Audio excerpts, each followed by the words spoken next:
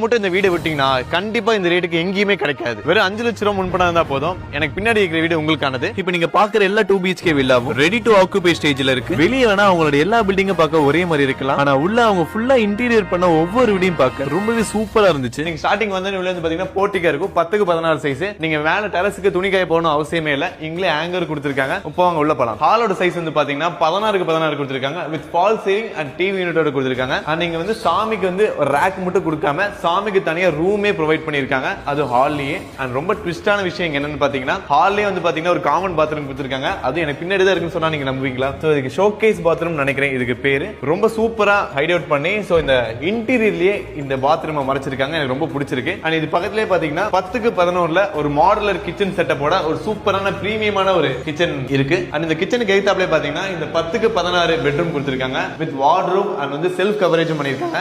and இது பக்கத்துலயே பாத்தீங்கன்னா அட்டாச்